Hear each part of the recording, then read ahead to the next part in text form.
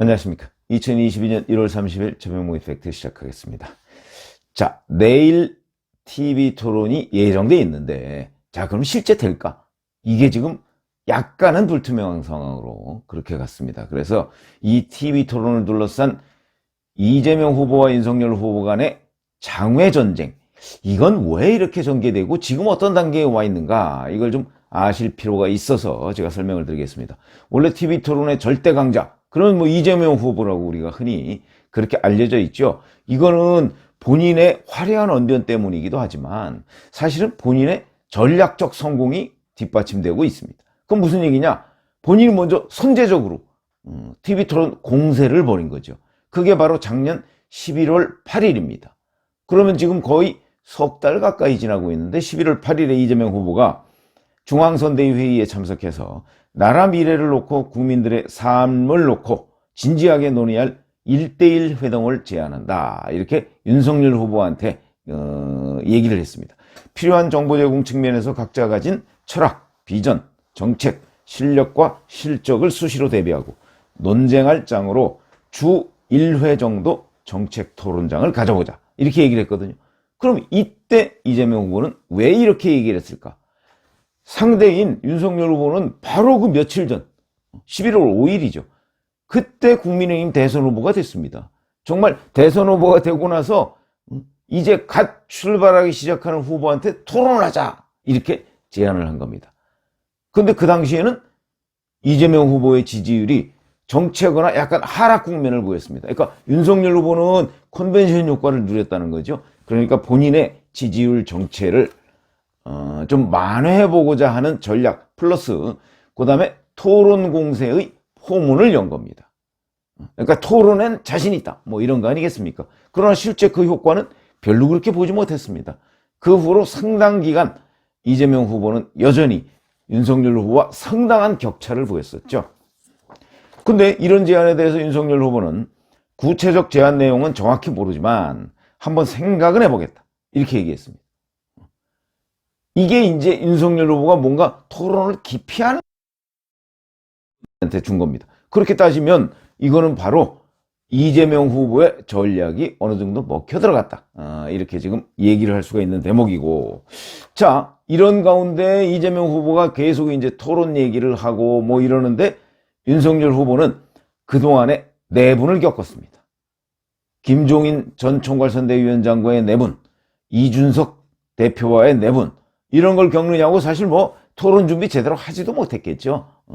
그리고 나서 올해 1월 7일, 이건 이제 1월 6일 밤에 윤석열 후보가 이준석 대표를 전격적으로 포용하면서 1월 7일 날 변곡점을 맞았습니다.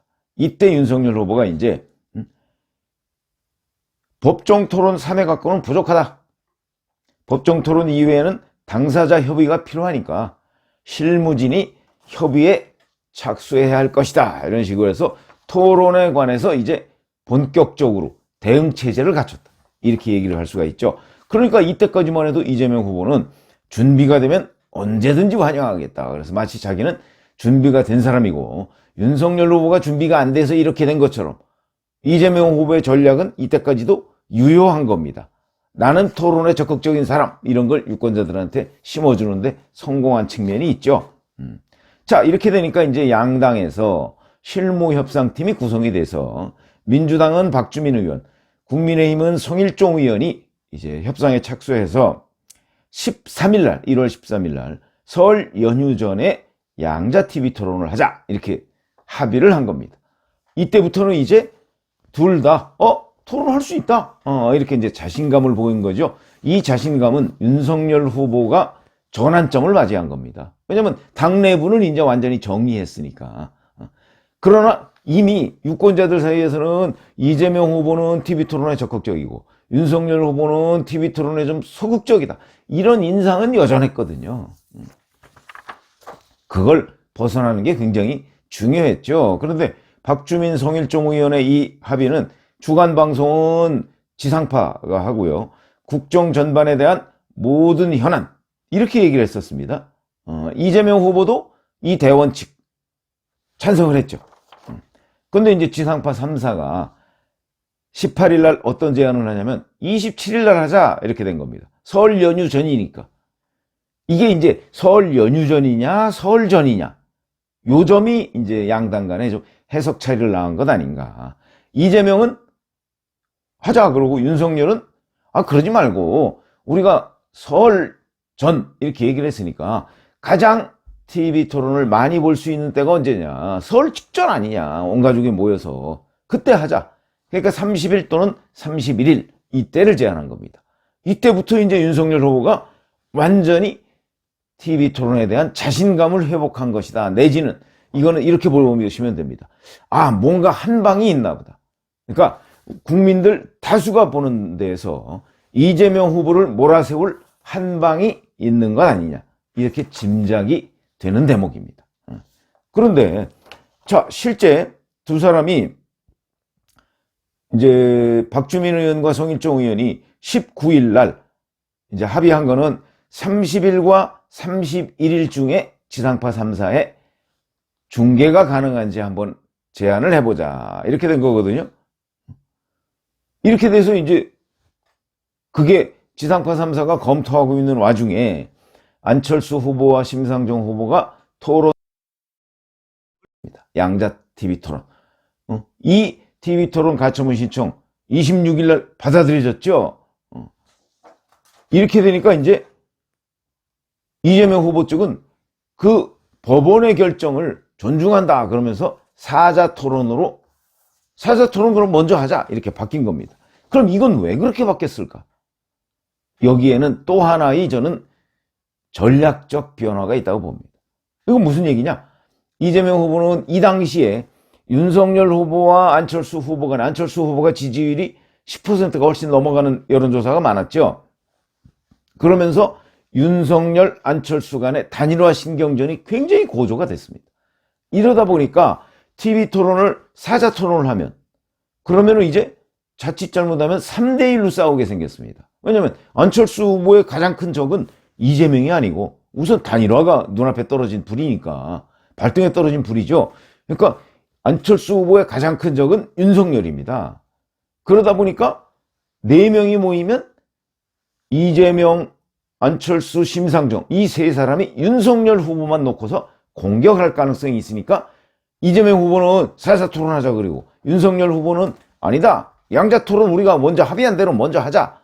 그랬더니 이재명 후보는 그 법원에서 가처분 신청해서 하지 말자 그러지 않냐 이렇게 얘기하니까 윤석열 후보 측은 아니 그러니까 그러지 말고 그러면서 또 다른 제안을 합니다. 이게 이제 성일종 의원이 27일 날 제안한 건데 방송사에서 초청하지 말고 아예 31일 날 국회나 아니면 제3의 장소에서 우리끼리 합의해서 이재명, 윤석열 토론을 하자 두 사람이.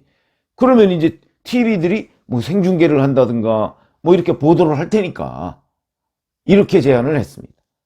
그러니까 국민의힘은 양자 토론에 집중을 하자 이런 얘기고 이재명 후보는 사자 토론 그것도 하자 이렇게 된 겁니다. 그거는 바로 윤석열, 안철수 후보 간의 신경전, 단일화 신경전 이거를 이재명 후보가 이용하자는 측면이 있었다. 그러나 이제 국민의힘이 계속해서 고집을 하죠. 그러니까 이제 민주당의 박주민 의원은 이렇게 얘기합니다. 윤 후보 측이 생떼를 부리고 있다. 이렇게 이제 공격을 하는 거고요. 이런 것들은 이제 다 공격입니다. TV 토론을 놓고 벌이고 있는 양측의 신경전의 일환이죠.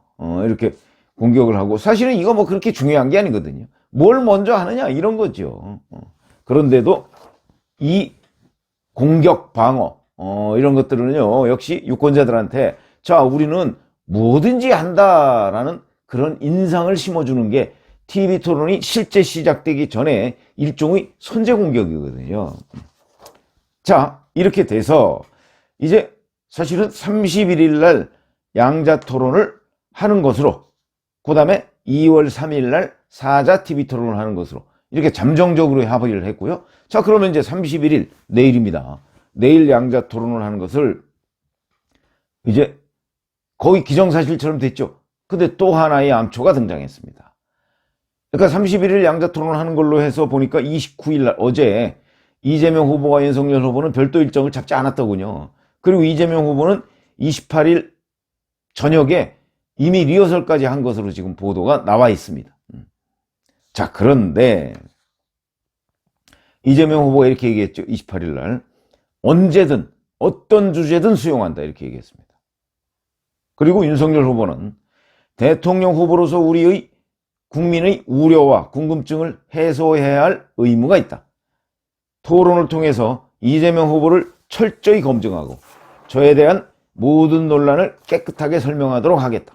이렇게 또 자신감을 보였습니다.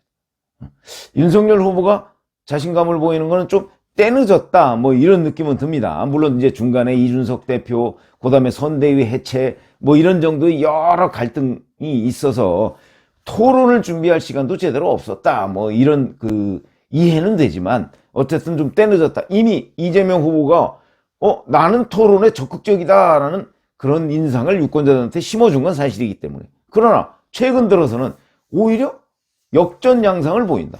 윤석열 후보가 굉장히 적극적이고 이재명 후보는 뭔가 자꾸 빗장을 거는 듯한 모습을 보인다. 그 결정적인 장면이 어저께 나왔습니다. 박주민 의원하고 송일정 의원이 어제 또 실무협상을 했는데 박주민 의원 측에서 이렇게 얘기합니다. 주제별로 시간을 정해서 토론을 하자 이렇게 얘기하고요. 그 다음에 송일정 의원 측에서는 아니 그게 아니고 그냥 자유토론으로 하자 이렇게 얘기합니다. 그러면 이게 도대체 무슨 뜻이야? 이거 별것도 아닌 거 가지고 싸워? 이렇게 얘기하기 쉽죠. 그게 아닙니다. 여기에 또 숨은 뜻들이 있습니다. 무슨 얘기냐면 주제별로 토론하자. 그러면 이런 겁니다. 정치 부문 15분, 뭐 경제 15분, 그 다음에 뭐 사회 부문 뭐 얼마, 뭐 대장동 뭐 10분, 뭐 이런 식으로 하자는 겁니다. 자, 여기에 어떤 숨은 뜻이 있을까요? 예를 들어서 대장동과 관련해서 윤석열 후보가 추궁을 할 거 아니겠습니까?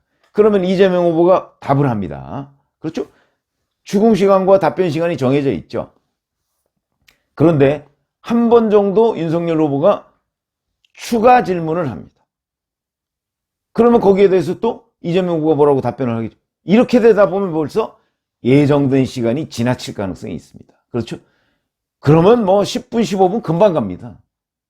그러면 이제 윤석열 후보가 또 왜냐면 어차피 이재명 후보의 답변은 변명일 것이기 때문에 자, 다음 주제로 넘어갑시다. 이렇게 된다고요. 그러면 윤석열 후보가 또 대장동과 관련해서 질문할 게 굉장히 많은데 자꾸 이제 윤석열 후보 입장에서 보면 이재명 후보가 거짓말을 한다고 생각할 거 아니겠습니까? 뭐 유동규가 뭐 측근이 아니라는 둥 뭐 그럼 그냥 넘어갈 수 없지 않습니까? 유동규라는 사람이 왜 측근이다 하는 걸 다시 한번 추궁을 해야 되는 거죠. 요런 차이입니다. 그러니까 무슨 얘기냐면 대장동에 관한 토론을 하는데 그게 만약에 당초 10분으로 잡혀 있다면 이재명 후보가 변명 한 2번 정도만 하면 넘어가 버립니다. 그러면 대장동이 거의 그냥 대장동 사태가 뭐 이재명 후보 말도 일리가 있나 뭐 이러다 보면 그냥 토론이 끝나버리거든요. 요런 점을 윤석열 후보는 아니다. 그걸 좀 더 물고늘어지기 위해서. 그래서 무제한 토론을 주장하는 겁니다. 그러니까 무제한 토론을 하게 되면 대장동에 관한 그러니까 요게 보통 2시간 정도 예정이 돼 있는데 무제한 토론하면 대장동 가지고 30분 이상을 토론할 수도 있고 이재명 후보가 얘기했듯이 주제별 토론으로 해서 자 정치는 뭐 예를 들어서 뭐 20분으로 하자 그러면 길어봤자 20분밖에 안 됩니다. 요런 차이가 있어서 지금 실무적으로 계속 공방을 주고 이게 숨어 그러니까 어느 하나의 주제를 거의 끝장 보는 식으로 토론을 할 것이냐 아니면 겉핥기식으로 토론할 것이냐 이 차이가 지금 양측의 주장이 부딪히고 있는 부분입니다. 굉장히 중요한 대목이죠. 이 주제는 여기까지입니다 라는 얘기를 듣지 않겠다 이런 거 아니겠습니까? 그러니까 이 점에서는 윤석열 후보가 굉장히 공격적으로 나오는 것이고 이재명 후보가 수세적으로 나오는 겁니다. 왜? 이재명 후보의 여러 가지 의혹이 많기 때문에 사실 의혹이 많은 사람이 피하기 마련이죠. 의혹 많은 사람은 그냥 한 2번 정도 대충 거짓말 비슷하게 방어를 해서 넘어가기를 바라는데 이게 무제한 토론이 돼버리면 그걸 못 넘어갑니다. 물고 늘어지니까 계속. 지금 현재 여기까지 와 있다. 그러니까 요게 이제 주제별로 주제를 좀 포괄적으로 잡는 방법도 있습니다. 그렇게 되면 또 문제가 해결이 되죠. 왜냐하면 대장동이 정치 문제입니까? 경제 문제입니까? 아니면 사회 문제입니까? 이현령 비현령일 수도 있거든요. 대장동은 정치 문제일 수도 있고 경제 문제일 수도 있죠. 왜? 부동산 문제니까. 사회 문제? 법률적인 문제라고요. 사실 이재명 후보가 배임죄가 되느냐 안 되느냐. 그러니까 이거는 주제를 조금 폭넓게 뭐 예를 들어서 2시간을 10분 단위로 쪼개서 하느냐 아니면 한 30분 단위로 쪼개서 하느냐.